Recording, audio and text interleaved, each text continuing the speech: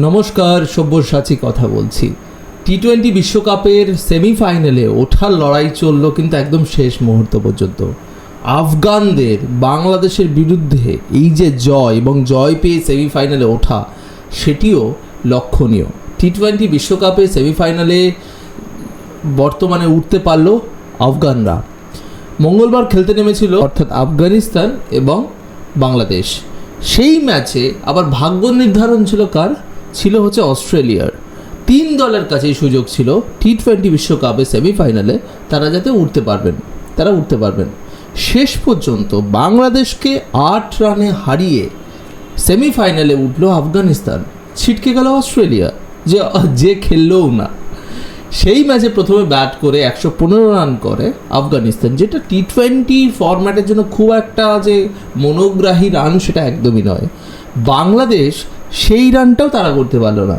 সেমিফাইনালে উঠতে গেলে সেই রানটা অর্থাৎ 115 রানটা করতে হতো 12.1 ওভারে, অর্থাৎ নেট রান রেট যেটা আমরা জানি, সেই বেসিসে যদি বাংলাদেশকে উঠতে হতো তাহলে 12.1 ওভারে তাদেরকে এই রানটাকে তুলতে হতো। কিন্তু সেটা করতেই পারলেন না সাকিব আল হাসানরা। বৃষ্টির কারণে বারবার খেলা বন্ধ হয়েছে, বাংলাদেশের লক্ষ্যও বারবার বদলেছে। শেষ পর্যন্ত জয়ের জন্য দরকার ছিল 19 ওভারে 114 রান, কিন্তু শেষ পর্যন্ত সেখানে তারা 8 রানে পরাজিত হয় আফগানিস্তানের কাছে। তাহলে সুপার 8-এ ভারতের বিরুদ্ধে হারলেও অস্ট্রেলিয়া এবং বাংলাদেশের বিরুদ্ধে জিতলো কিন্তু আফগানিস্তান।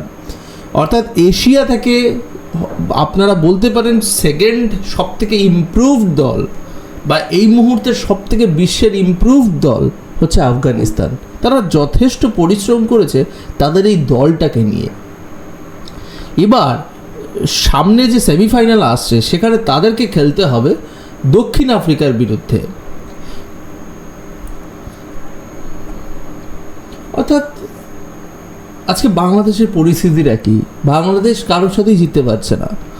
অর্থাৎ তাদের যে কত গোড়ায় গলদ আছে সেই জায়গাটা দেখার এখন বিশাল বড় একটা বলতে পারেন এমনভাবে ঘুমটা ওই দলে খেয়েছে যেটা এখন পুরো বাইরে বেরিয়ে আসছে।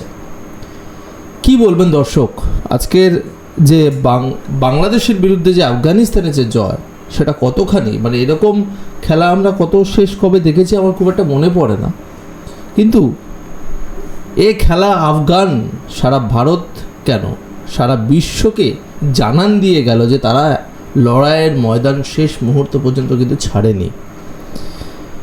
নিশ্চয়ই আপনাদের কোনো মতামত থাকলে কমেন্ট সেকশনে জানাবেন। ভিডিওটি ভালো লেগে থাকলে ভিডিওটিকে লাইক করুন, চ্যানেলটি সাবস্ক্রাইব না করে থাকলে চ্যানেলটিকে সাবস্ক্রাইব করুন আর ভিডিওটিকে শেয়ার করে দিতে পারেন।